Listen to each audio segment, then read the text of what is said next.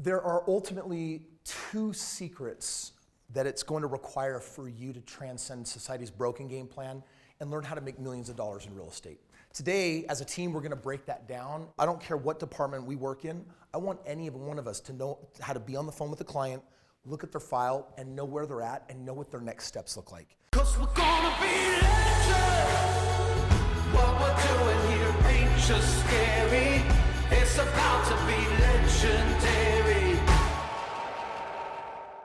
They need to understand their $1 million game plan just like we need to understand it. And so today what we're talking about is, if you looked at the last video part of the training, we talked about this. How do we freaking get to a 20% ROI? How come real estate can do this when 401ks and IRAs can't? How come real estate can do this? Because it's got multiple profit streams. You've got the rental income. Okay, so you have rental income. There's multiple streams of money, such as the rental income. What else? You've got depreciation, so you can write it off in your taxes. You get massive tax write-offs. You guys pay too much in taxes. Like, you need to do more real estate. You got property value appreciation. So the properties appreciate. By the way, real estate over time, if you actually look at any graph from like 1900s to present, what does that graph look like? It's always doing that, right? So there's multiple ways of getting income from it, right? What's another reason why real estate can produce a 20% ROI? I mean, there will never be any more land and people will always need a place to live. Mm-hmm. So it's going to appreciate and go up in value because they're not creating any more of it. Another one of the reasons that I want to point out is because when you actually look at the value of real estate, one of the reasons why we're able to get that ROI is because we get this thing called leverage. If I have 50 grand, I can buy how many stocks worth of 50 grand? I can buy $50,000 worth of stocks with $50,000. But in real estate, traditionally $50,000 will actually buy me how much real estate? At least two. 250,000. Why? Because you can put a 20% down payment and the bank will actually carry the other 80% of it.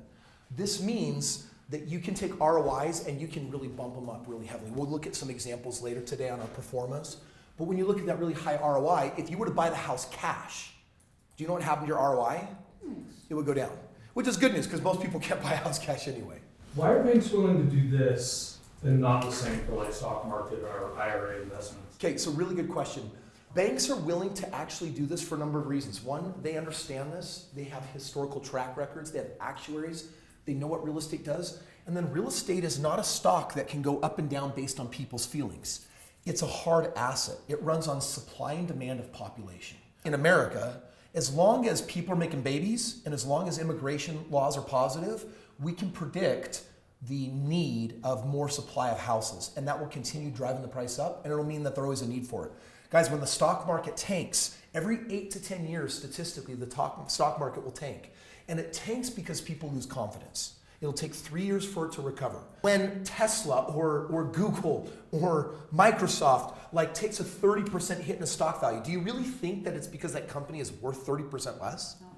No, it's a reflection of people's confidence and feelings, which is why it comes back because there's actual real intrinsic value, but the banks don't know how to evaluate the way they know how to do that with real estate. So there are several reasons why real estate is an absolute yes. Understanding that, there are then two things that everyone should be trained to do with their money that would allow you, me, every one of us here to get ahead. We don't have to make millions of dollars, but we do have to do two things. The first thing that we have to do is we all have to learn how to do this thing here called PYF. Stands for what? Pay yourself first. Okay, and by the way, how much should you be paying yourself? What's the goal? 50%. I think the goal should be over time to get to a point where 40% of your income, by the way, your biggest bill you will ever have in life is to the government. And they could extract up to 40%. Now, hopefully, if you own a lot of real estate, you'll never be in that bracket situation. But this is your biggest bill that you could ever have to pay. So I think that I should be paid more than whoever my biggest bill is. But I do want to say that initially, people need to learn how to get to 20%. And if people are check to check, they need to start with 5%. And they need to challenge their budget, and then they need to do a little bit of a makeover to get to the point where they can get it here. Paying yourself first is the first part of the $1 million game plan. Why? At the beginning phase, the rate at which you accumulate savings matters more than the rate of return on those savings. Yes. And people like to say it takes money to make money. That is always true 100% of the time. It doesn't have to be your money. but it's easy to control if it is. In this training, we are going to talk about, like, we've got Mavericks here in this room. You guys are actually buying real estate. How many homes have you bought? 4. You bought 4 homes. How much money did you put into those 4 homes? 0. You put no money in, right? So there's clearly ways of buying real estate without needing money. But did it need somebody else's money? Yes. It did. By the way, while you make more money, what should all of us be doing with our money? Paying ourselves first and preparing it for what? The next investment. Yeah, because by the way, if I'm using someone else's money, that means I'm sharing profits with them. Is that okay? Yes. But if I put my own money into a deal, then I don't have to share. Is that a part of a $1 million game plan? Yes. So paying yourself first is like, it's the first key. So you guys know that one inside and out really well. Here's the second thing that people need to learn how to do. They have to learn how to tap into hidden assets. Now, hidden assets is a term that we use for some of the things that we see here. And do you know why I call them hidden assets? None of these things are in your bank account. I'll never forget, this is when it hit me. I was talking to a pilot. He had been a pilot his whole life, and then his career got slammed back, and the pilot pay really went down. But at that time, he had $937,000 in his 401k. So almost $1 million. I'd never seen a 401k that big in anyone up to that point. I'd never seen a bigger 401k. But the man had $2,000 in his bank account. And he acted in his mentality just as poor and broken as if he had no 401k. His 401k paid him nothing. His 401k gave him no benefit. And it moved up and down with the stock market. And then he was told, if you touch it, what will happen? Penalty. 10% penalty. And by the way, if he wanted to then take a 10% penalty and flush $100,000 down the drain, then he would also have to pay taxes. By the way, you can't evade that. So what's taxes on $900,000? 40%. So he's going to give $370,000 down the drain. He's going to lose almost $500,000 if he touches 401k. So by the way, did he want to touch his 401k? No. He was terrified of it. And because he had $2,000 in the bank, acted like he had no money.